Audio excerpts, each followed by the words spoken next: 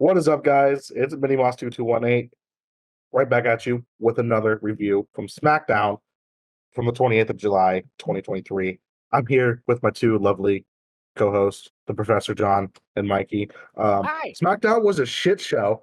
We're just gonna be flat out honest with you. It barely meets the criteria for me, Professor, to review this. You Because blew we us out said, of the algorithm in 20 dude, seconds, Minnie. oh, dude, it's all right. We you know what? Hold on, let me add that sound effect in here real quick so y'all know what we need to do. There we go. Put that over that word. We have a baseline. If it's 2 minis or under, we don't touch it. This was Correct. 2.5. 2.5. It went right over the threshold, so we have to review it. It fell so low on the mini scale that we have to acknowledge it existed. The, Which is a shame. I'm gonna be honest. The only thing that was super important to happen on SmackDown is we had two Roman Reigns 2 weeks in a row.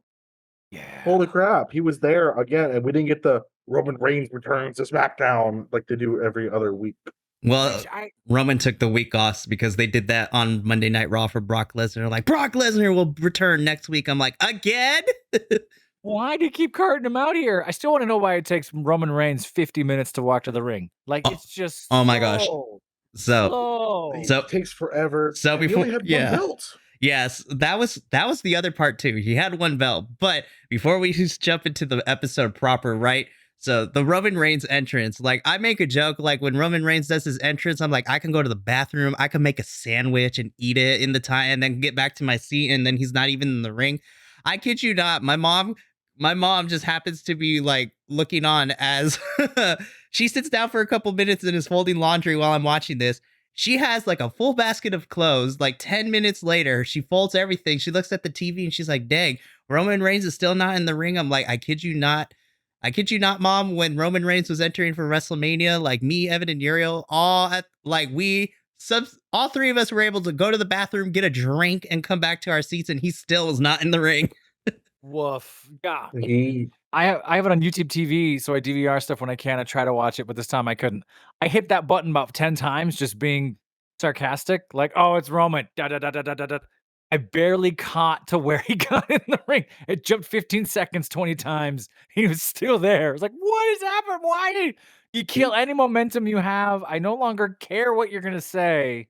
No, because I'm so damn bored of you. God damn it. His entrance music is kind of cool, but Well, yeah, the first 15 seconds are great. It's like a bootleg version of some sort of JRPG final boss music with like he moves like one too, because most of the time they're super slow until right when you fight him, then they're like, oh, now he can go super. He has like 15 final forms. It's ridiculous. But yeah, we're on the topic of Roman Reigns, so let's just okay, so before we start the episode proper, all of us have various feelings and opinions on this SmackDown. It did not help that there was a legit injury, which we'll talk about it a little bit later. I do want to mention and talk about this, yeah. The pacing was weird this episode, and then we'll just go from there. So we're on the topic of Roman Reigns, so this is perfect place to start. It was the SmackDown of burials. Yeah, I have a conspiracy theory. Teams got buried. I love that. I don't mind that SmackDown starts with Jay just in the ring. Right. If you're going to start there, you're cutting it for time. Great. You have Roman Reigns's. It takes me 3 days to walk to the ring entrance. That's exactly why they didn't do Jay's entrance. Because it takes forever. They both get in the ring. There's the norm. This is now almost routine, like what they're going to say. And I disagree with a lot of the wrestling world. And some people are just eating this bloodline stuff with a spoon. And they're all in on it. And they adore it no matter what. With a spoon. Huge spoon. Like massive spoon, old style King Batch spoon, like huge spoon, and it just like they got a full set of cutlery. Why do you just got plastic bags of cutlery in your room? Well, because my mom was getting rid of her old set, so she gave us all a set. She goes, "I don't want these throwaways. So have a set of cutlery for your room." Yeah. Stop taking mine. Why are they in evidence bags? Like, what is going on? They're just in Ziploc bags because they're in my bedroom. Oh, okay. And I have a bunch of plastic spoons in here too. I do have a collection of plastic spoons. I don't blame you for any of that. But I'm over it. I think the wrestling community is pretty much split down the middle, where we're kind of over this bloodline thing. You can only gaslight your family so long until your family leaves you. Yeah, let me read my note. Yeah, let me read my notes on this segment. Yeah, go ahead. Yeah.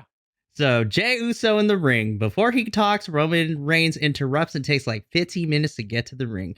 Once again, Roman is the king of gaslighting. Then Jey responds to Roman's jabs and basically says, I pinned you and I will pin you again, and thus eggs the segment. In the time it took me to cover that recap for this particular segment, they could have used that same amount of time multiplied maybe by 3. And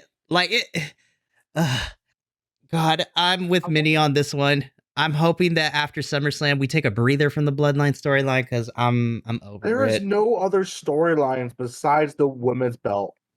Oh, we'll talk about that. Being like pushed on SmackDown right now. Because who gives a flying? Never mind. We're talking about that later. We'll wait a couple minutes to start dropping the F-bombs because I have strong feelings. We're past that threshold. We can cuss. It's just not, that just happened a little bit later in the card. It's a match that I just skipped because I just don't care. So if you watch the first hour of SmackDown, sadly, the Bloodline took up way too much of it. Again, it wasn't even that long of a bit. It's just Roman got 90, 100 years, like he's an old ass man to get to the ring. I'll put that a little more context on that. You killed all your momentum. Jey had them fired up, and then Roman takes an hour to walk out, and we just kind of have this meh, okay ending. And this promo served nothing for either man because I was like, last 2 weeks, you've kind of set up everything you needed. You didn't need Jey and Roman to continue to confront each other. They're repeating the same thing. That's my biggest issue. The contents of these promos.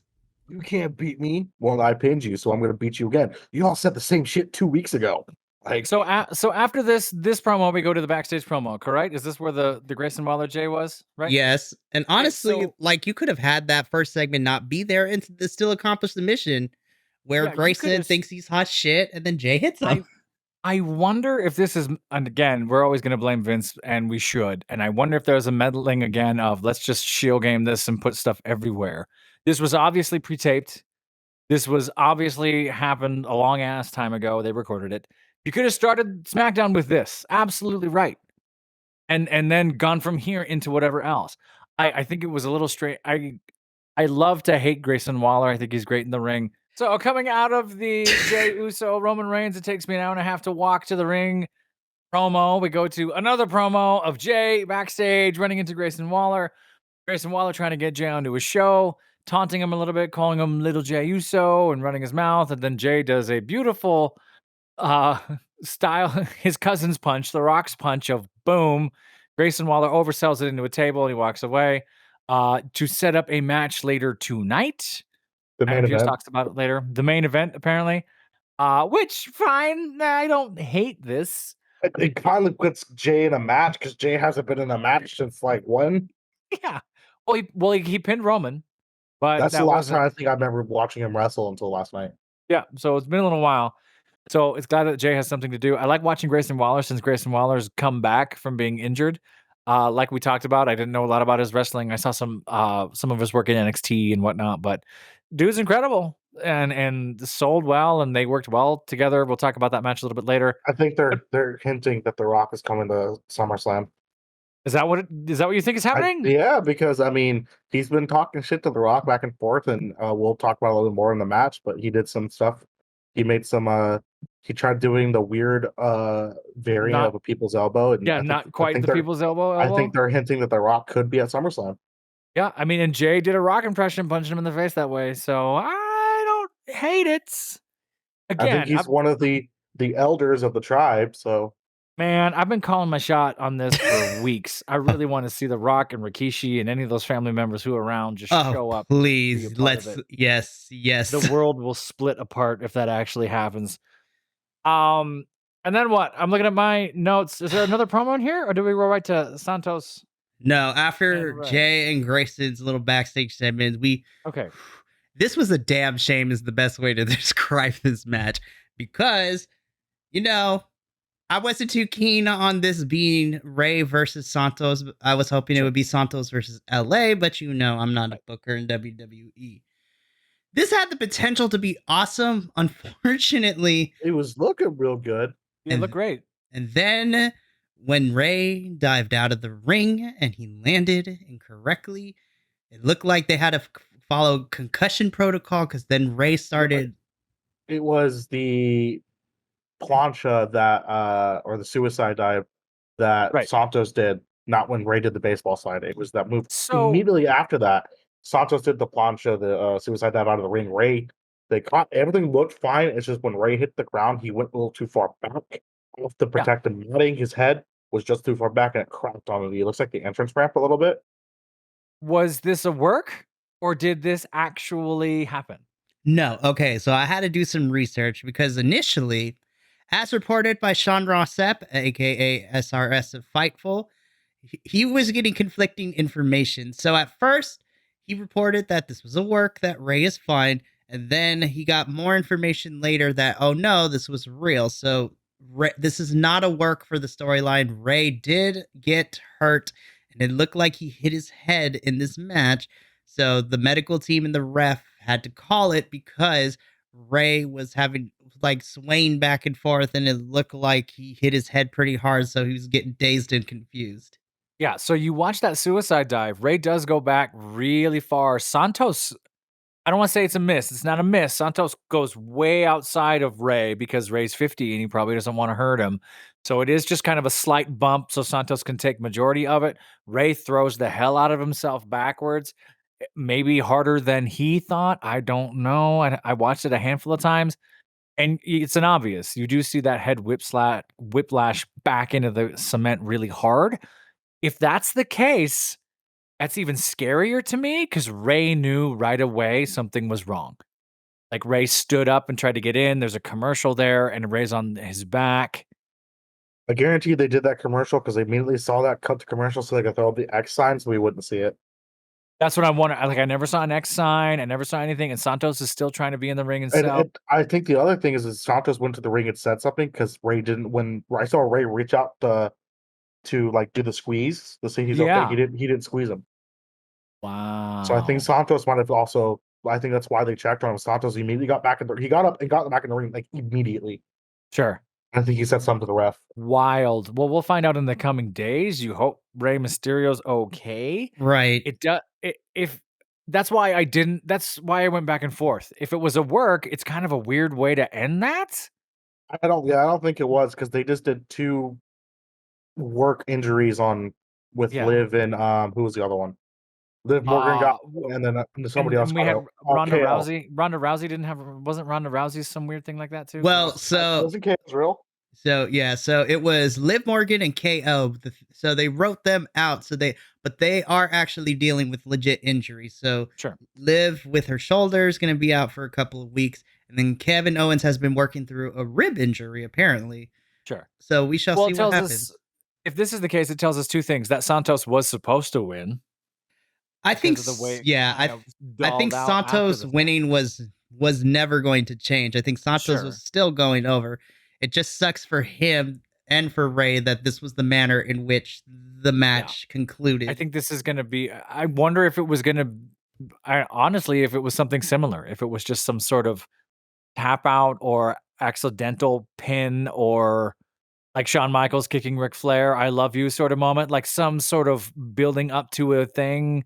Because they still had the gracious hug and moment at the end, which looked like it could have been planned, or Santos genuinely worried. I think Santos, because his face was like, "Oh, I hurt Rey Mysterio." Oh, absolutely, no, he was devastated. Yeah, absolutely. And I think Ray was like, "You did not. That was not your fault. Sure, don't get mad. It was a bad bump. You didn't do anything wrong." But Ray did not look like, which was kind of refreshing. If that's the case, it's refreshing to see that sort of vulnerability. And because Santos didn't look like Santos did everything just fine. Like and then being personable, like it wasn't kept from us. Yeah, he played it safe, did everything he's supposed to do. Ray just took a bad back bump on the outside of the ring. Yeah. And Austin Theory up there, like, okay. I know Austin is like, I still got to be this heel character, but did you bet like when the camera wasn't on, it's like, oh, And I'm sure everyone backstage and everyone else just going, "Oh God, wait, what?" Rey Mysterio, who's probably one of the toughest 50-year-olds in the world, bro. and then one of the This build to man. This build to SummerSlam is turning into the cursed build that was Forbidden Door last year, where people were getting sick and hurt. Sure. But the thing is, though, going back to like the injuries, Liv Morgan, I've heard that one's because she's going to go film a movie, so they faked injure her to go write her off TV. That could also be it, but they also that's what I was saying with Liv it's a work. She's going to go film a movie. That's what I've been saying. It could be. That's too bad because she just came back from injury. Yeah, but reports have also saying that she hurt herself during a house show, and so she needs time to rehab it.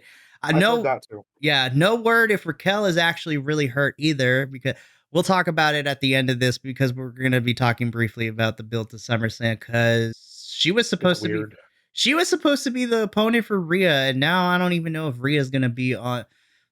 This is not the NXT or Raw show. I will save it for later, but this was a damn shame, because this match could have been really like the potential to be a classic, but man, just some bad luck and everything. I think if this match happened the way it was supposed to, it might have saved a chunk of the night. I feel like this, and I wonder now that if it's a legit, this actually happened to Rey Mysterio, I wonder if everyone was in their head the rest of the night. If everyone was a little off, all because they're, hey, by the way, Rey's hurt.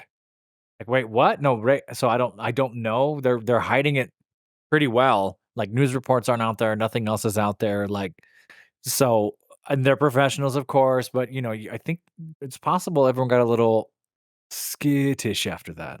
Rey's like the guy for SmackDown. Oh yeah, yeah. Like him and AJ are your big veterans. They're your vets. Which we'll talk about AJ Styles. Oh my gosh, I have so many feelings. What's next? There's a promo now, right? What happens next, Mikey? What happens next? This is the females, right? This is the backstage interview. Bianca says this weird thing, and then Chelsea and Sonya come out. Yeah, but they're like, well, we've been the women's tag team champions for 11 days. We've had no celebration. And then Charlotte comes out. Bianca was like, what are you guys even doing out here? Charlotte comes out and goes, oh, we should be in a match. Bianca was like, no, we're about to be opponents. We're about to fight each other. Well, we're going to be in a match anyways. And then they leave. And then the tags, Sonya Deville and Chelsea Green was like, what? The Stone Cold, what? I watched this twice. I watched this whole thing twice. It still made no sense. It's like, why? It didn't. And this is where the number one of the burials comes in of the two. We'll talk about this burial because I have a conspiracy theory of what's happening, and I don't appreciate it, but I totally don't put it past this regime at WWE. But we'll get to that in a little bit. I'm excited to hear that. Yeah, next, I just felt that this was unneeded and kind of just watered down more of the really women's weird. This was weird. Like I don't know what we're doing with the women's division. It's really, really weird. Speaking of neither do they. But the good thing is they're letting, because I think next was the whole Io Sky Bailey bit, right? No. So here's what happened after that. Next, we get everyone's favorite Hit Row is in the ring. Okay, yeah. So this was the other burial we were talking about. This was the burial. This is the only good part of all SmackDown. This was, oh man. The Hit Row came out. They were dropping. Top Dollar was dropping raps, bars. Then LA Knight comes out and just completely destroys Hit Row, saying that the girl was horny, saying that he looked like Uncle Phil. Top Dollar looked like Uncle Phil, which that was funny. Came out and buried Hit Row. And then it turned into a squash match in which LA Knight took on Ashanti the Adonis. That was a quick match. LA Knight wins. I mean, on the one hand, like I guess this was okay. On the other hand, this is not how we need to be using LA Knight, in my opinion. But you know what? He was on my television screen. But then I have to be careful because I don't want to get too complacent. I'm like, nah, as LA Knight says. No. Well, so yeah. The crazy thing is, though, this was the spot this is like 45 minutes to an hour into SmackDown. This is where we get the big lulls, like where everything's just like, I'm super bored and I'm getting tired of watching this portion. Like the middle of SmackDown is where everything kind of like is down. But this was the highlight. it was the middle of SmackDown was the best part of SmackDown with LA Knight coming. Because we just had a match, and questionably we had a whole bunch of promos that we were C- about. So this is the worst spot of the night. This is where you don't want your match. And again, they even commented, I think someone Hit Row did something to piss off someone. Like they're buried in the middle of, like, nobody likes them. I'm just wondering what they're gonna do with Hit Row. I don't think I've ever seen them do anything. This is the first match I've ever seen them really do, other than getting eliminated a while back. They were in the pre-show, the Madison Square Garden show, where they both lost to LA Knight. Oh, really? So there's a little bit of a history. That bit on YouTube, by the way, that match is on YouTube, and it has like 5 million views. Because LA Knight brings. Here's the thing, and I hate to say this, but LA Knight, not LA Knight, Hit Row lost any credibility and future when they all got released, but when they didn't get Swerve back. Sure. Because Swerve was the leader of that faction, and honestly, Swerve, I was excited with the prospect of Hit Row with Swerve and all of them together. Then they all got released, and then Triple H brought them back, but Swerve then signed with AEW. Right. And Hit Row is an example. I love you, Trips. I know you're trying to give everyone a chance, but nah, this wasn't it. I think we got to see LA Knight own the microphone. We got a fantastic match. Got all kinds of notoriety. I love this was one of the few things, probably the only thing that worked the whole night was this match setting up the promo we would see later. Even though I'm still kind of like, why are we doing this later on? No, I wholeheartedly disagree, and we'll talk about that later. I don't. Let me rephrase that. I don't like it. The only thing that worked was, I saw LA Knight here and I changed him to here. Great. The rest of that, I'm like, I don't know why. It doesn't make any sense, but we'll talk about it. I also have a question about Wade Barrett and as the heel announcer. Is he the heel announcer? He's supposed to be, but this whole entire night, I was like, bro, you're cheering for like what all of us are cheering for. There's no, I think they're both heel and face because they've both been doing. They're both tweeners. So confused. 2 weeks ago, Wade Barrett was getting names wrong all over the place. And then there was that weird what is happening with Bailey thing from last week. And then this week, I don't know who he's for. I don't know. So after LA Knight destroys and buries Hit Row more, we get a backstage segment that Adam Pearce finalizes our main event for tonight with Jay. So Jay versus Grayson is later. We get a little bit of the Street Profits and Bobbles Lashley teasing them teaming up, which I'm here for, but it's also falling under the trope. It's like not all the black people need to be in the same faction, but you know what? If it gives the Street Profits and Bobby Lashley something to do, if this becomes a full faction, though, this could be because he's also talking about Carmelo and Trick too. That's a 5-person. We haven't had a 5-person faction across different brands. I'm here. We haven't had a big faction since the Bloodline split. So is this LWO is 5 people. What's happening? Are we parlaying this as long as possible? Are we just trying to build this up till everybody's ready? I think they're building it up until Carmelo and Trick can come to the main roster. I don't know when that will be. Honestly, I know Shawn Michaels is not going to want to let Trick and Mello go anytime soon because, man, if you take away your a multi-brand faction, then I'm here for it. I have an NXT Shawn Michaels conspiracy theory, by the way. We could talk about that when we go full conspiracy theory by the end of this podcast we can talk about. I was thinking about this last week while I was teaching stage combat and talking wrestling with wrestling fans at the community college level. I was that old dude, I have a podcast, and they went, "Oh, really?" And some of them were wrestling nerds. I just want to see what happens. I just want to know where we're going. Is this a heel turn, do we think? Or is this going to be some I don't know, man. thing? I mean, it could be a heel faction, but the problem is because the Street Profits is so over. Everybody likes Bobby Lashley. It's probably going to be a face faction. It's probably what they're going to do to pull up against. I think they're going to add one more person to Judgment Day. It's going to be Judgment Day versus, I don't know, the Black Harlem Globetrotters. I don't know because everybody's black. Hurt Business 2.0. I don't even know. Racist. That's not what I meant, but yeah. Wow. I don't know, man. All right, let's jump into my conspiracy theory because the next thing we have this match between Charlotte Flair and Bianca versus Chelsea Green and Sonya Deville. Child, I have conspiracy theory. I did not like that Chelsea got pinned in this match, but I'm pretty sure why she got pinned in this match. Why? Number 2. Why? So here's my conspiracy theory. So I follow wrestling news, right? Even the silly stuff. So apparently, Chelsea Green, if the viewing and listening audience don't know, is married to wrestler Matt Cardona, formerly known as Zack Ryder. So they are husband and wife, like for real.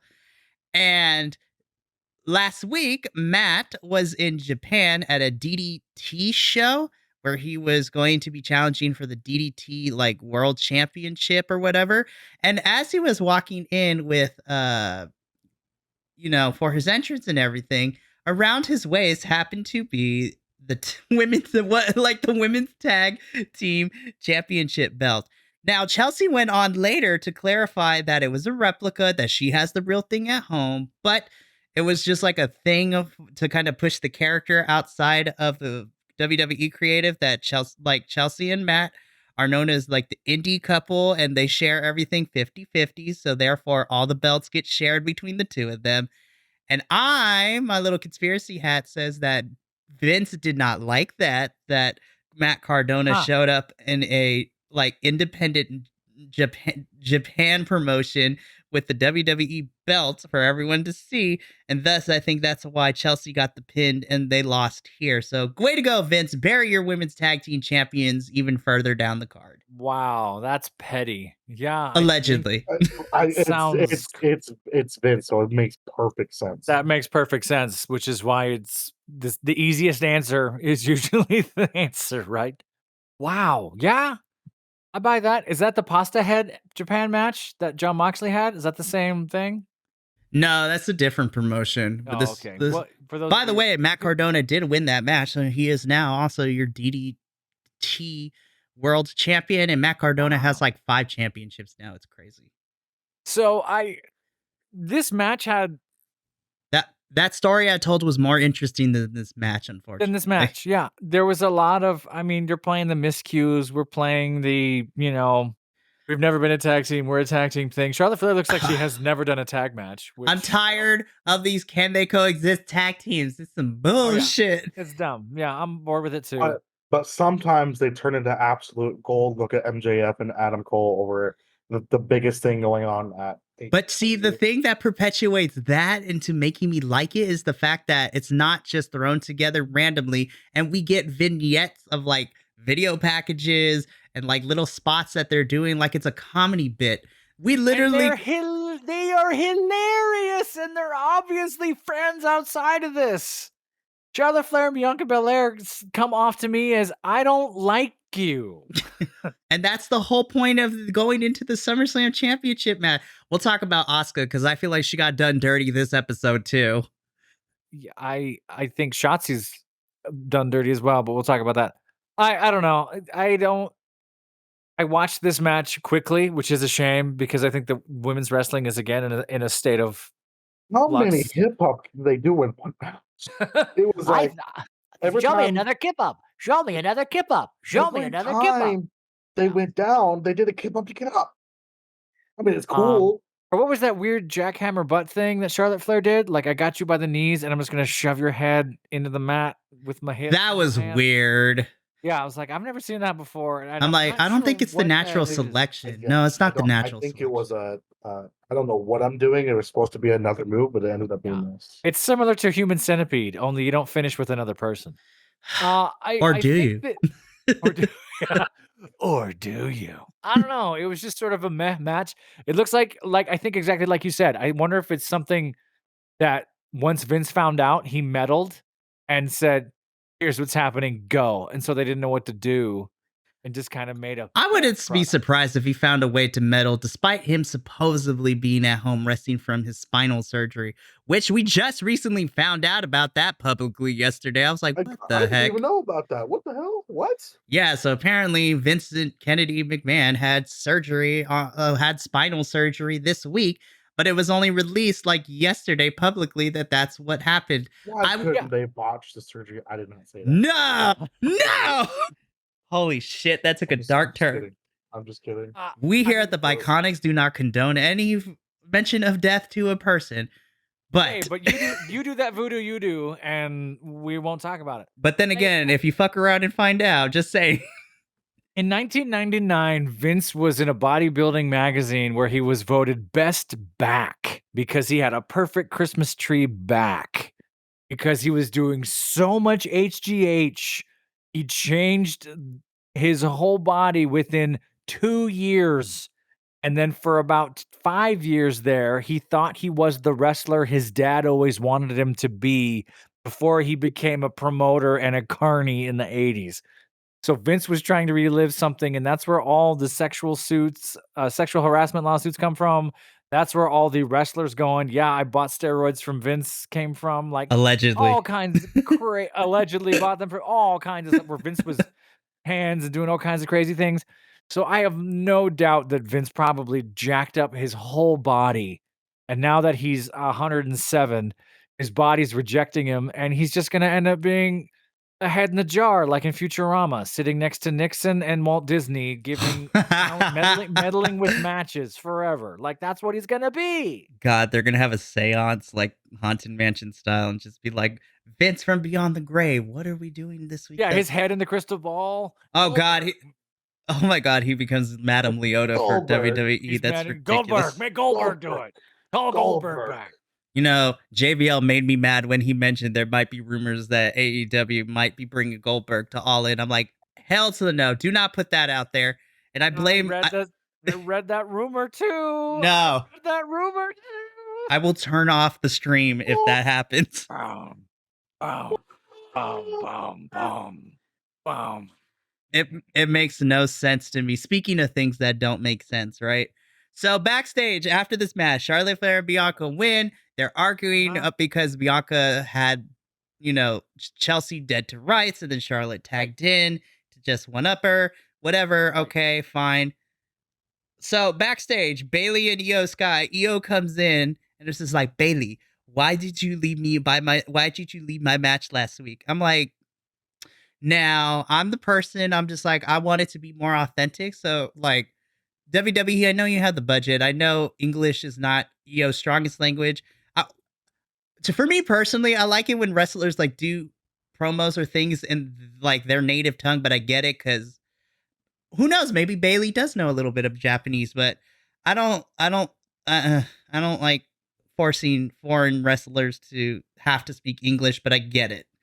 But because it obviously made her uncomfortable. Yes, exactly. You could tell. Her and Asuka are obviously uncomfortable doing these promos because they don't have a command of the language. So they're overselling in other ways, which does them a disservice. Like, right. That's just how it comes off to me now that I'm watching it. So that took me out a little bit. But then Bayley tries to explain. She gives excuses as to why she left. It wasn't Io's fault. It's like after what happened with Shotzi's video, you know, I had to get the valet, whatever. And as once again, Bayley's getting through her stuff, she finds like a ransom note in her bag and like cut up letters of Shotzi leaving a message, be like, Bayley, see you soon. I'm just like, yeah. I'm like, what is this? I'm like, did she kidnap your dog or something, Bayley? Like, what is happening? I think it does a disservice to Shotzi. Put Shotzi in that moment. Put her in the promo. I still say she should be doing this. She should have walked in or something. Have her show up in places far away just watching. Or have her be, like, do the horror movie trope. Have Bayley look in a mirror and then close the mirror and Shotzi's behind her. Like, anything. Or have, like, the Grudge style just be like... Like, walk out of a TV. Do it. Let's go. Like, all that stuff. See, I'm here for Shotzi and Bayley's like weird story, like because we're getting another women's story. But I feel like for this one, it would have been nice to get more of Shotzi on the television screen, or at least have her physically be involved in this in some manner because she's been on the screen for like the last 2 weeks that we've been doing this. Sure. I wonder how much of it is her taking time to spend with her sister. I wonder how much of it is just the grueling schedule and maybe she's healing up from something. You always wonder if there's something ulterior, like we were talking about with KO and whatnot. I think it's, I want to see more of Shotzi pulling the strings instead of hinting at Shotzi pulling the strings. They're not good enough to hold that tension. You need the other person there, and it's obvious none of them have watched a horror movie, so Shotzi should be there directing all this stuff because she's gonna know. And unfortunate. And then Asuka comes in, and it just got kind of weird. This was the weirdest mood shift turn because Bailey's freaking out. Io's like, oh hell no, we're gonna get out, and then all of a sudden here, listen, I know Asuka's Kana character, she's the clown that will beat your ass, but this was full on Sesame Street levels of camp, and it kind of, I was like, for these two, I know, listen, Asuka's outfit was very colorful, but you did not need to be a clown for this one, and it made me sad. I talked about this, was it last week or 2 weeks ago, Minnie, where we're talking about Asuka the clown, and it was like, I get it to a point, you're a heel, but it comes off kind of clowny unless you're really nailing it and grounding it in other ways. I was laughing. This wasn't a laughing. This problem. wasn't. I should have been taking this seriously. Asuka's Kana character is not supposed to be for laughs, and it hurt me because Asuka's trying her best to cut this promo, and she not even Spanglish, switching between Japanese and English, but the delivery. To be honest with you, when you came out and started saying Io-chan, I kind of just skipped it from there. I was like, okay, this is I kid you not, this whole thing, I was up with her arm. She kept her hand up the entire time. I was just like, I was waiting for Asuka to be like the I was like, no, we're not doing Magical Girl here. Actually, though, Magical Girl would kind of be fire, but no. I don't know. And then the way that Io answered this too, I was just like, man, WWE, you're fucking this up for us. Why? Well, how much do you think is this? I think I know the answer to the thing that I'm asking. How much of this is WWE and whoever's running these promos and directing these promos or meddling or whatever? And how much of this are the wrestlers unable to advocate for themselves? Or how much of I don't know if it's Iron Fist or if I have this great idea, that's great, ignore it. This one confuses me because they had a great thing with that Shotzi bit. And since then... The mood switched. The mood has swung. They've muted it significantly the way they've done this. The execution of this has bin... See, here's what I would have done, because right now, this women's titles picture is getting way too crowded because you have... Okay, so let's break this down real quick. This is the SmackDown accountability corner because I'm gonna yell at creative for WWE right now. Here's my complaint department. Go to the complaint department. This is my accountability corner for SmackDown because I have so many issues going into SummerSlam. The initial predictions card that I sent to our group chat, at the beginning of July, after Money in the Bank just happened, of potentially what we might be getting for SummerSlam to what we're actually getting so far is nowhere near what that prediction card was. Oh yeah. And so, but let's focus on this. Focus on the SmackDown Women's title. See, oops, we lost Minnie. Gosh dang it. We lost Minnie. Sorry, whoever has to edit this. Not sure what's going on. Me, I have to edit this. Let's pretend like that never happened. As you were saying, Mikey. I don't want to talk about it. Well, I'm gonna have to edit it, so we'll figure something out. Don't worry about it.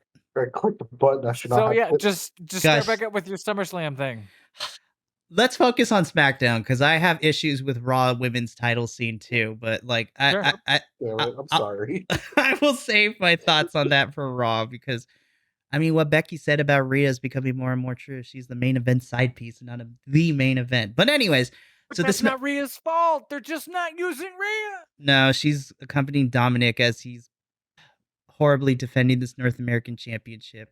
I'm still not over it. If Rey Mysterio retires with a head injury, I'll like cry. Bret Hart or other folks, and then along comes Dom, they're going to shift storylines real fast to make him a face to fill in the gap. I guess. I digress. So. Mikey, you were accountability for SmackDown. So here's the problem I have with SmackDowns, and could have been an easy way to fix it, but collectively, WWE creative for SmackDown right now is collectively working off maybe 2 brain cells right now. So.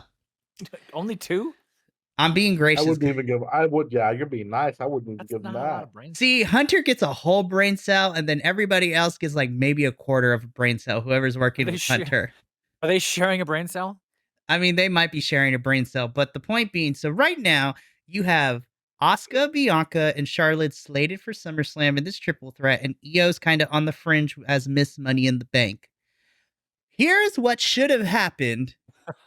Even though Io is Miss Money in the Bank, at SummerSlam, you should have built it to be Asuka versus Io. Like, doesn't matter. Don't care if she has the briefcase. Let them cut brutal promos against each other and curse each other out in Japanese. Put the freaking subtitles. It's not that hard. In by now, like if you're gonna if Asuka's supposed to be the heel, then let Io be the face and do the face thing. Like, I'm okay if she's like, "Hey, Asuka, I'm cashing this in. I want to face you at SummerSlam with these stipulations. Like, we're gonna kill each other." Like, bam, that should be the title match between these two because. Listen, the Japanese wrestling fan in me wants to see these two kill each other, and we have yet to see Asuka and Io cross paths like that, and that would be great. Meanwhile, they'd be absolutely ready for it. Meanwhile, you still could do Bianca versus Charlotte trying to one-up each other because they both claim to be Charlotte is the natural athlete. She has that legacy. Bianca has the legacy of being like the top woman, but she clawed her way from NXT to get here, and so she's just as on the same level as Charlotte. You could do like a storyline between homegrown talent versus natural ability and legacy, and just have them one up each other and then culminate in a fight. That's a second women's storyline and match you have. Then for your tertiary, you still have Bayley and Shotzi. Go full horror movie. Like, give me a cinematic match. Like, Mikey. Here's the thing, though. What? That makes sense. I know it makes sense, and that's what would they do it? That's what pisses me off. You gotta get Shotzi Bayley in a parking lot surrounded by a bunch of cars, and then Shotzi throws her through a mahogany table, and it would be fantastic. Honestly, if they had like a parking lot brawl just because Shotzi's upset, like I'm fine with that too. Look at that throwback right there, the mahogany.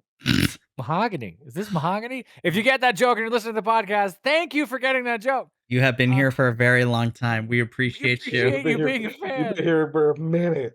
Anyways. So I know I agree with you. There's mismanagement there, and you're not the only one to speak to it. It seems like women's wrestling over many promotions is being mishandled. Except for Impact. Hey, Scott D'Amore, you're the only one doing it right. You're going to make me watch Impact, aren't you? You need to. There are 3 women's storylines, and they're always in heavy rotation, man. So I don't want to harp on how bad this is going because I don't want it to come off like I'm angry at them, the performers. Oh, absolutely not. I blame creative. Absolutely, and you're not coming off that way either. Wait, where has Omos been? I don't know. It's been fantastic. We saw him at Backlash, and that was the end of it. Omos has to come back. I don't know. It's just so mismanaged and clunky, and it's obviously someone out there's meddling, and I'm sure we'll find out years from now who's changing what, when, where, how, and when someone writes the expose of, oh yeah, it was me, I told them not to, blah blah blah blah. I think you're totally right. I would love to see Io Sky and Asuka just not speak English. You don't need to. You are enough as you are. They've done it before, like literally at the beginning of June when Damage Control and Bianca and Asuka were out, like fighting each other. They cursed each other out in Japanese. It was so great. There's another one. I'll send it to you. Have you seen the video of them like being friends and talking? Yes, it's beautiful. It's adorable. Like, oh my God, they're so happy and cool with each other, and they say bye to each other. It's like, oh my God, they love it. So. I don't know. And we say all that to say this, WWE, you're messing it up. Come on! Speaking of messing things up, this next announcement also fucked up my SummerSlam plans. So Michael Cole gives the announcement that at SummerSlam, there's going to be a Battle Royale, which is code for we fucked up the booking for this pay-per-view and we want to get everybody's favorites on the card in some capacity, so let's throw you in a Royal Rumble. Right. If LA Knight does not win this, Riot. I'm going to punch a hole through something. I don't think he does. I think they milk it, and I'll tell you why. But keep going. Stop being a tease, WWE. So what I've been reading is Omos is not. He's not hurt. They just don't know what the fuck to do with him, so he's not on TV. It sucks because like he actually had a pretty even though Seth kind of carried him at Backlash. Like I was actually impressed. It wasn't kind of carried him. I was being nice. Him. Seth carried him, but I was still like, that match was more enjoyable than it actually had any right to be at Backlash. Seth put him in a bag like a Sherpa and carried him and his donkey up the mountain. He carried him like how I just completely messed up like I was gonna say. He carried him how Bjorn Kringleson carries his sack. Oh my gosh. If you get that joke, you've been with us for a while. I kid you not, you guys. Go check out Friday Night Fights. I was about to say, no! I was about to say Hingle McCringleberry, like I'm part of Key and Peele. Oh my gosh. But yeah, so John Smith, Utah State. Anyway. We get this announcements for the Battle Royale, and then it cuts to Adam Pearce, and then LA Knight is complaining as he should be. And so it's like, you need to put me in this Battle Royale. I'm like, no, LA Knight, we do not, girlfriend, we do not settle. We don't settle. You should be fighting for a match, not. This is with my other issue with it too, because then Sheamus comes in, both LA Knight and Sheamus go back to back with the words, and then we set up a match for them next week. I'm like, fuck next week. Give me LA Knight versus Sheamus on SummerSlam. I thought it was going to be tonight. I was okay with tonight too. This and this, let's go. And I was like, you're going to double down on LA Knight? That's why the first match was 60 seconds. Let's go. And no, just kidding. It's next week. So I did get a pop of I did get a pop out of Sheamus yelling "yeah" to end this little segment though. Yeah, I thought that was funny. I think the two of them. I love Sheamus, and he sounded Mikey when he said that the first time. I sounded like he sounded like Uriel when Uriel screams "yeah." Exactly. He sounded like our friend. Hey Uriel. Right after that, but he didn't answer. What's really funny is Sheamus I know Sheamus being Irish and having the dialect. He chooses when to doll it up and to really lean on it. And sometimes it's just a normal, I told you I'm Sheamus and to talk this way, and it's normal. For some reason in this one, he was just a leprechaun. Just say you're doing a thing, are ye?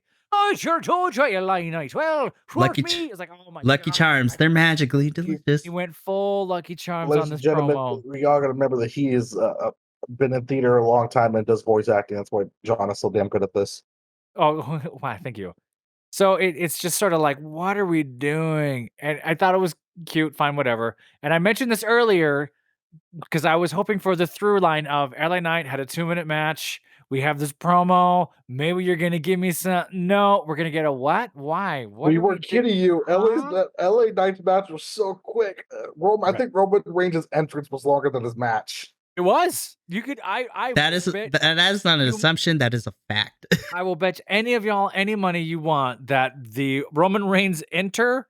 Let's go from the Roman Reigns God of War image they use. No, from when his music first starts. From the music first starts until where he goes, where he mentions the town he's in, was longer than probably half the matches of the night. I'm gonna figure that out. Minnie's gonna go do math. Yeah. So I agree with you, Mikey. Your frustration for this, I absolutely agree, because it does seem like we're just trying to backtrack and cover up stuff, and it's clunky. Doesn't seem like any of them knew why they were there or what they were doing, or when that. Can't even articulate that. So here's my other conspiracy theory, and I'm taking this from an article and a half that I wrote and a YouTube video that I won't mention. I have a feeling they're going to just continue keeping LA Knight mediocre to the end of LA Knight's contract. They're going to blue ball him. They're going to blue ball him because and us. Apparently the end of his contract is 2023. It's the end of this year.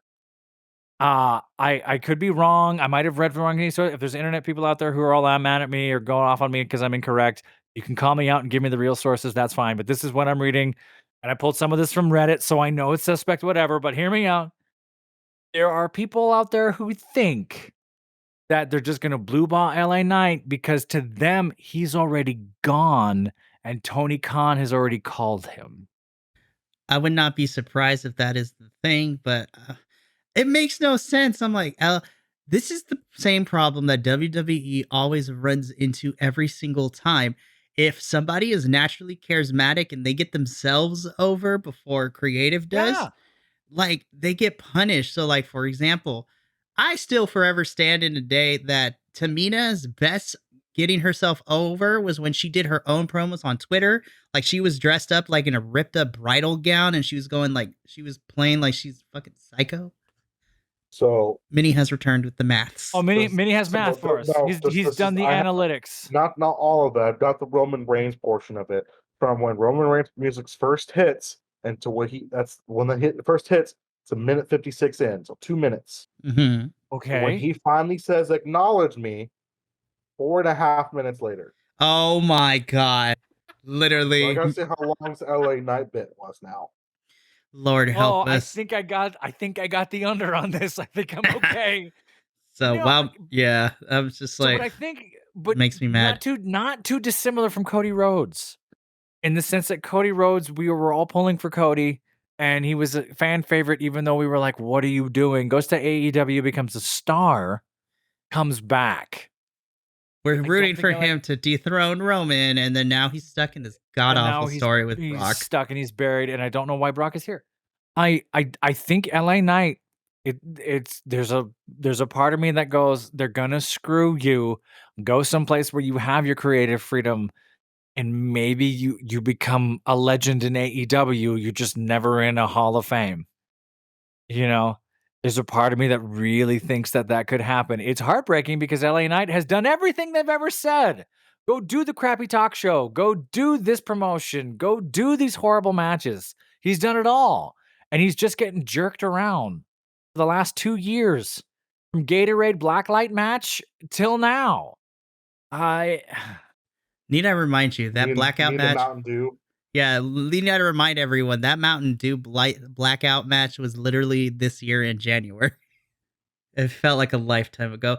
Man. Like a lifetime ago. Man, I don't know what more LA Knight has to do to prove that he should be, if not one of your top players, at least let him be at the top of the mid card, for Christ's sakes.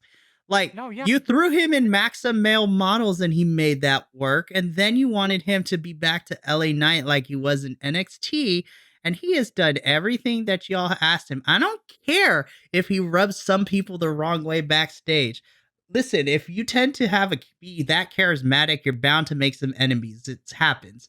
I wonder how much of that might be personality. I wonder how much of that is his own frustration. Of look at how hard I've worked and look at all these other people that you're just putting by me day after day after day. Yeah, I'd be angry too. I'm upset. And it has been reported, because I'm also upset about this United States Championship picture because of the reasoning. Santos is definitely winning in 2 weeks and he will be your United States champion. But it just makes me upset, the reasoning that WWE is having Santos win is not because he's super talented and they believe in him. It's because he markets to the brown people, and WWE has reported they want a Latino babyface champion. I'm like, we're just, once again, white people using us for their own gains, man. Fucking hell. Minnie, give us the update on the analytics. So I started from right when it showed a MLB promo, and then it cut right to Hit Row. I did from right there until the 3 count, right as he hit 3 and the bell rang. That was exactly 4 minutes long. Oh my gosh.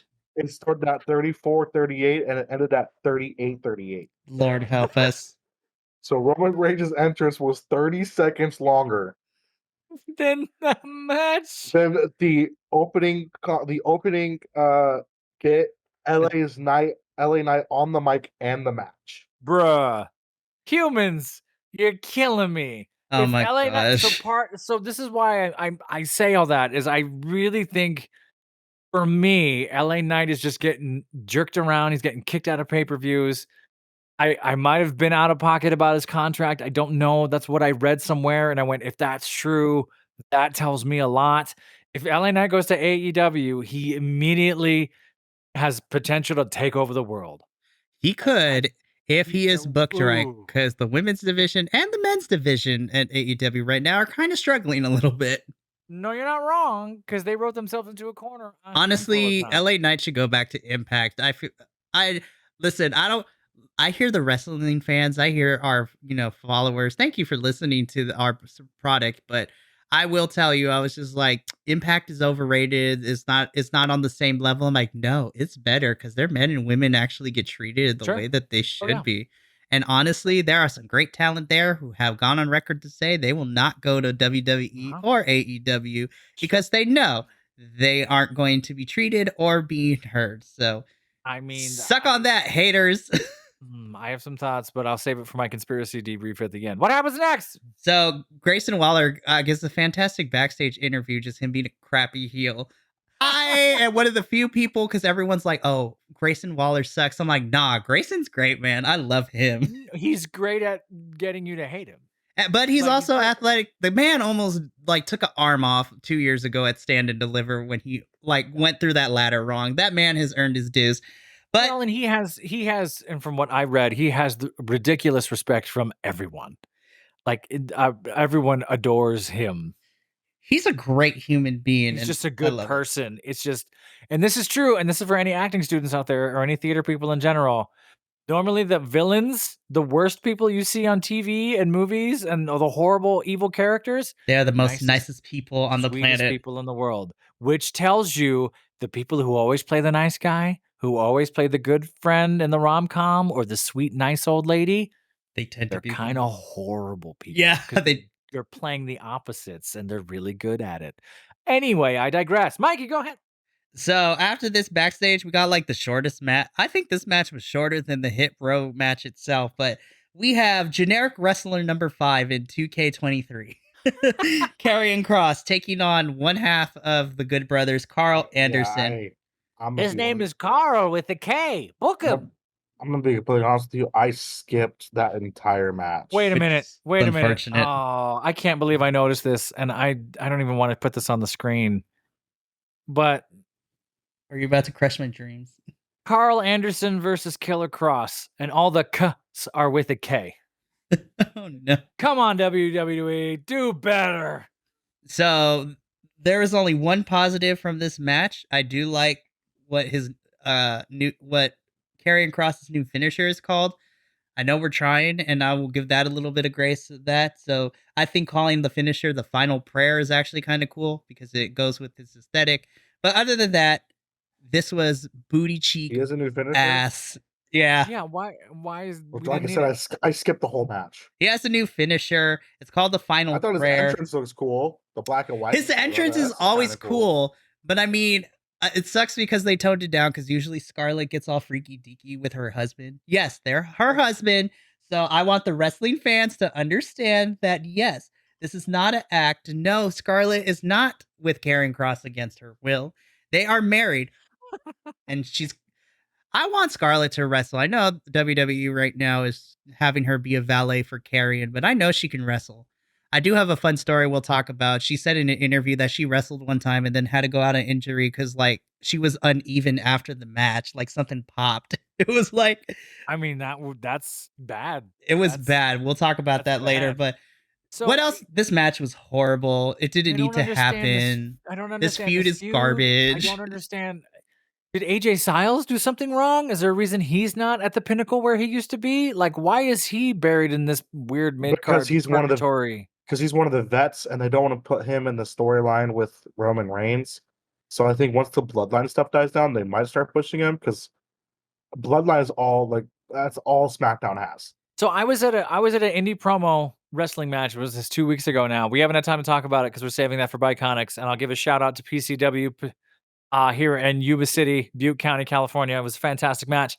Lots of crazy stuff. It's on the YouTube. If you really want it, reach out to us. But I went there. I saw I didn't see a lot of other mainstream wrestling represented. I saw one Jey Uso shirt. I saw one WWE belt from a kid, which was cool. I saw 2 or 3 AJ Styles shirts.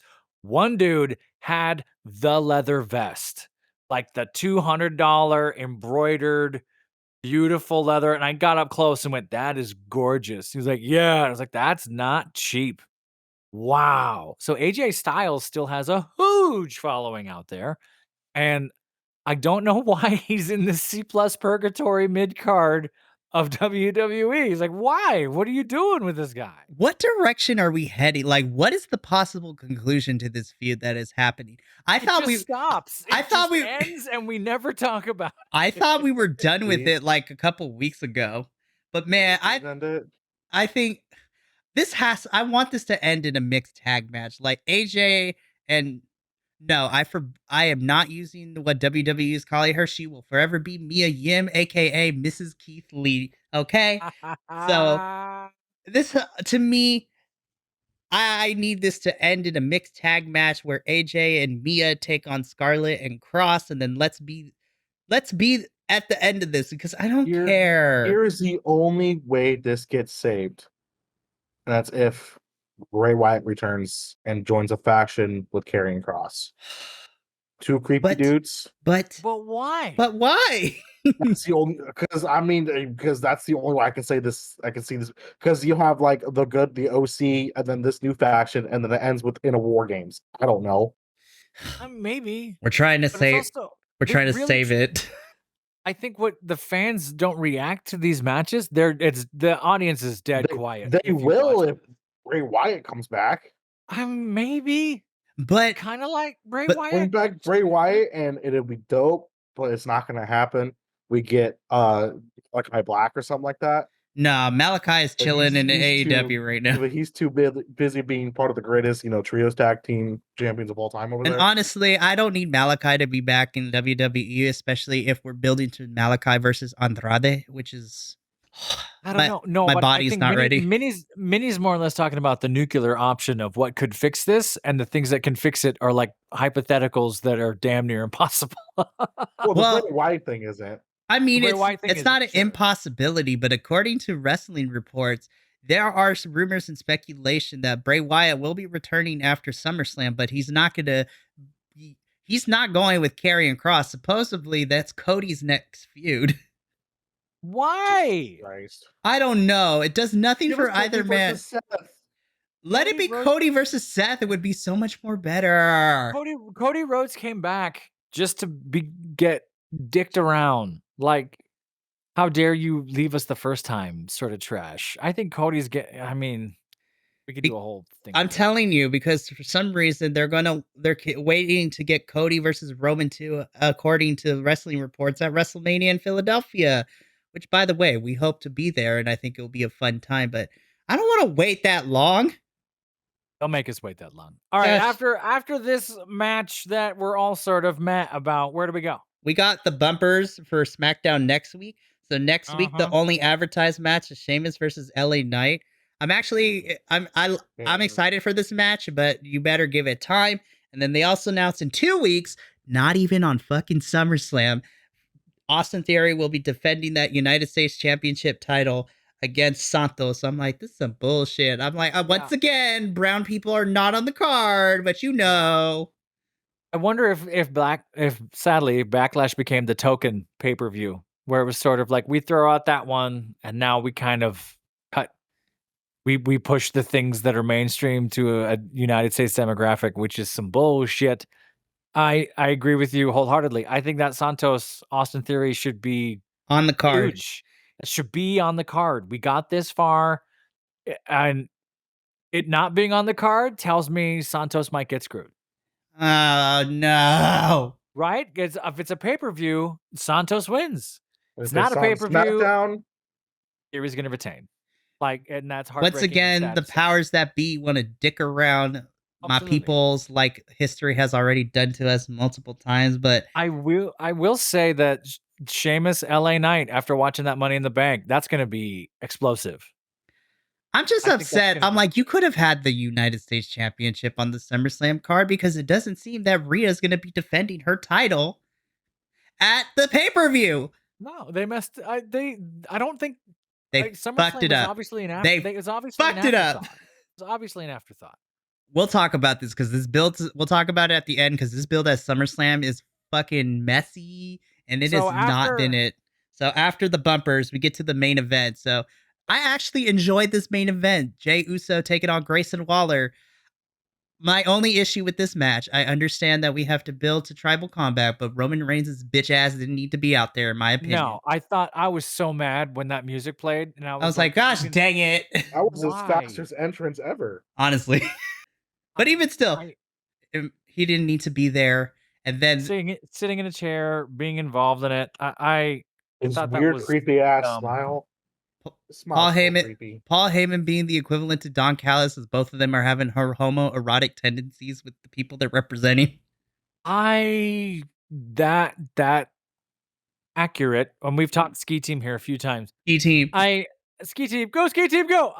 Don Callis, I did not key in on, but now that you've said that, that's all I could see. There are some weird ass reflections across multiple brands, and it's frightening that everybody is doing the same tropes right now. It's crazy. I think my Dynamite review is going to be a little different now when we talk about Don Callis. It's going to be extra caliente spicy. I mean, it's but Canadian spicy, not real spicy. Like, that's true. It's like Don Callis. Don Callis is like Tapatio, and Paul Heyman is like the legit brand. Yeah, like grandma made this. Ooh, I want that. Yes, I want that one. But yeah, this match, before Roman Reigns came out, I was thoroughly in it. Grayson and Jay, I was like, I did not know I wanted these two to face each other until I did. And then I was kind of taken out of the match when Roman came. I'm like, he didn't need to be there. And then, Jay does pick up the win. This was a fun match. But then SmackDown goes off the air, and John, me and you talked about this over many of reviews the last 2 weeks or so, with how AEW has been doing a lot of their end of shows, but WWE also falls into this problem where everybody, like, we're just brawling as the show goes off the air, and I'm just like, why? At least AEW does it like it's everyone just jumps in the ring. It's like, who's back there? They're in the ring. They're here. And all of a sudden, there's 20 people, and you don't understand. WWE kind of does it as how do you want to end it? Well, jump him. Okay. And so whereas AEW is doing the thing where everybody jumps out there and jumps on top of each other, and who's back there? I don't care why he's out there. Go ahead. And who jumps in the ring? WWE does it. And it's just sort of, okay, jump him. And they run in there, they jump him, he interferes, we get the smoldering face, and then we fade to black. We'll see you next week, whatever it is.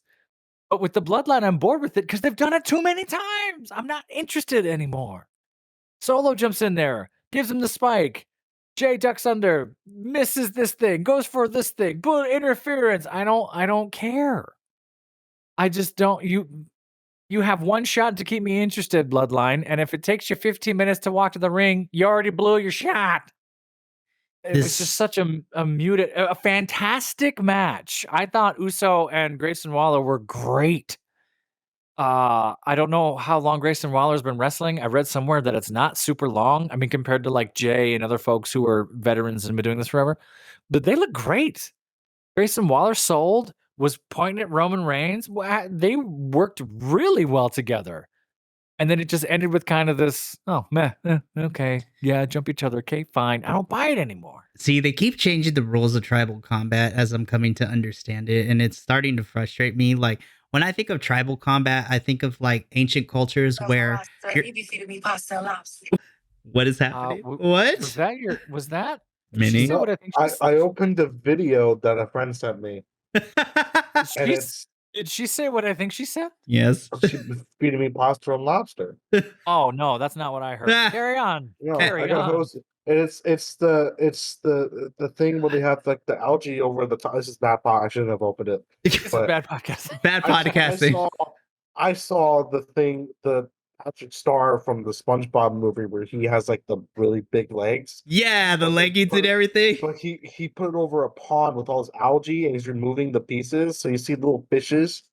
And I had to watch it, and yeah, that's the song I was playing in the background. This is telling you how that is more interesting than the ending of this freaking match. If you've made it to the end of this podcast, you can tell that we were disinterested with SmackDown. We've gone everywhere but where we want to be. Yeah, 2.5 minis. This is why it was 2.5 minis, bookending the whole thing. Yeah, I give this 2.5 minis as It's well. 2.5 minis. And for those of you who are continuing to listen to us and watch us, hopefully, if we're missing a SmackDown for a week, it's because it went under the threshold. But see, now I feel like we kind of have to, even if it's horrible, we kind of have to review next week because it is the go home before SummerSlam. Well, we might, but if it's under 2 minis or 2 minis, it's going to be 5 minutes of us going, it was crap, and then we'll leave. Basically, it's going to come in and go, hey, SmackDown was horseshit, and then we, okay, bye. I got to do this the right way. So it's going to be under a minute long. So hey, by the way, SmackDown was horse, and that was about it. We got to be able to time out these bleeps. Maybe we got to get a censor sound booked in there, so that's just a straight. What the beep? That's the quack sound. You can use quacks for it. That's fine. Man, since we already know Cross's bit. We know the grade. The grade is 2.5 minis. We've been talking about it this whole time, so we have a little bit of a time here. What I want to say is, I think my conspiracy theory is it doesn't matter what the. I'm sorry, you set that up too easily. I apologize. You made that too easy. Well, I hope there goes the surprise. That might be a surprise. We'll see if anyone notices. We can't talk about it. I think that there is some dissension in the ranks between some of the old guard Vince McMahon stable holders, stockholders, even if you will. And I think that one of them might be attempting to break away, or we'll leave to do this someplace else. For real. I don't want to name names. I don't want to jump in that, but I think the petty bullshit has gone on so long that they're like, what am I doing here? So it's either retire forever, or you know what? I'm already in the Hall of Fame. I'm gonna do me, and then start their own thing, because I think they're tired of their talent getting mismanaged, and that's the best I can speak in code without jinxing it and saying it out loud. But I wonder if Shawn Michaels pulls the trigger. That's all I'm gonna say. This was a tough SmackDown to get through, you guys. Like, honestly, the last 2 weeks weren't perfect, but the last 2 weeks were pretty okay and decent. Like, I had a great time. And then one of the last 2 weeks gave me hope. And then everything crashed into the wall.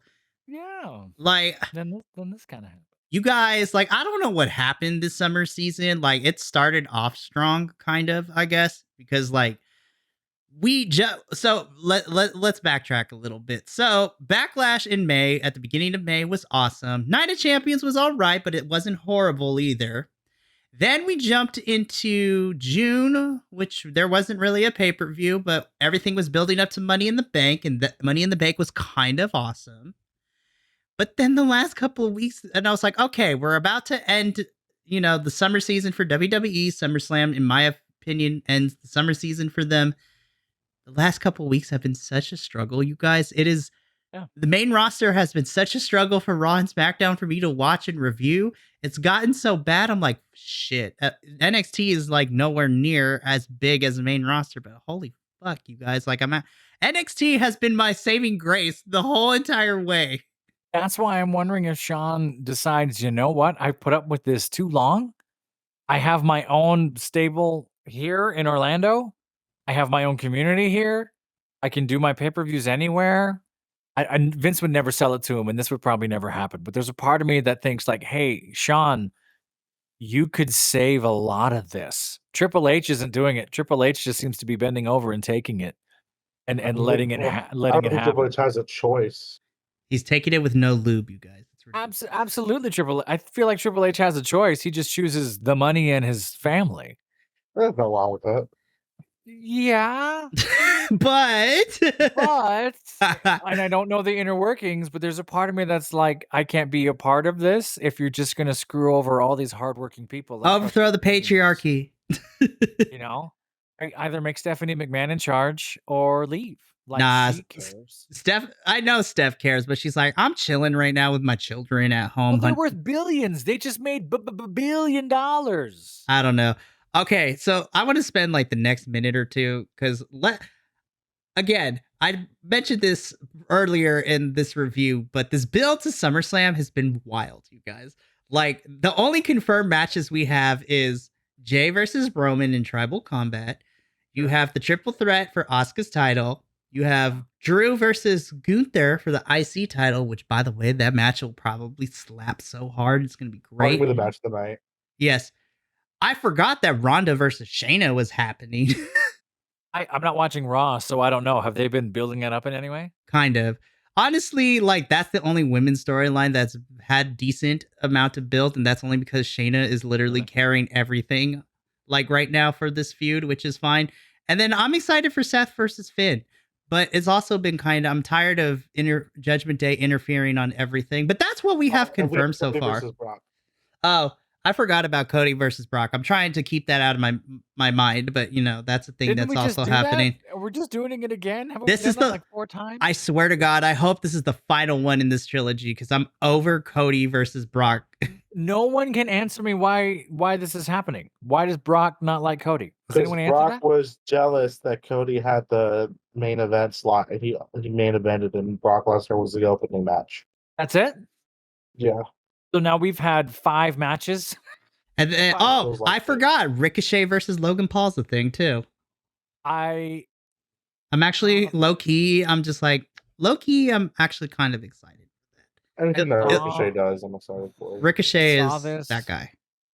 I was okay. But I like Ricochet.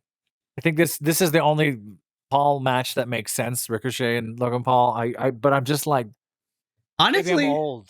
Well, maybe here's the thing. Maybe it's not for me. Maybe that's why. For me, like, I get Logan Paul's a draw, but I honestly, because I heard the original plan was to have Bad Bunny wrestle in some capacity. I'm like, I would be more interested in that. Yo, Bad Bunny was really good. He's on the top of my celebrity wrestler list for this year. I mean, he might be one of the few celebrities in the last 30, 40 years that actually held a candle in the celebrity match that they had built up. He held it down. Damian Priest was such a great partner to work with. I mean, I don't think it can happen because I think the match might be a shit show because they don't really have that much experience. But Logan versus Bad Bunny would actually be pretty cool. That's what I heard when that was scheduled too. I was like, you know what? If not a singles, maybe a tag team match too would be fine. If Logan and Ricochet have been rehearsing for months leading up to SummerSlam, we're gonna see some crazy shit. I hope we get a redemption for Money in the Bank, is what I'm saying from this match. Man, if they could have hit that spot, that would have made memes and everything. It would have been great. But so this has been the saddest SmackDown. This has been the sad July. Oh God, what was it? July? I don't even know the date. July 28th, the review of SmackDown. Only 28th? Oh my God, why does it feel like it was so long ago? It was literally yesterday. Because normally we have time to let it digest and breathe, but this is the first time we're recording this like the day after. Watching this took parts of time away. Let me tell you, we're gonna get back. That sounds obvious, but this, it's just this was a tough SmackDown to get through. I need a cigarette for all the work that we put into this one. Shoot. It was 2.5 minutes across the board, which is why I got reviewed. Be sure to check out all the other podcasts we have here at the Bi-Conics Wrestling Podcast, Bi-Conics Wrestling Podcast, Wrestling Review YouTube channel. Imaging, we got to get the title started. Make sure to give us a like, follow, subscribe, tell your friends, tell your mother, tell your dog about us too. Like, hit that bell. Hit that bell. Seriously, if you are not subscribed and you like what we do here on SmackDown, you should subscribe and check out all the other crazy TV shows that we review. Like, if you want a perfect example, go check out our Dynamite review where JVL goes off on Tony Khan for 20 minutes straight about the women's division.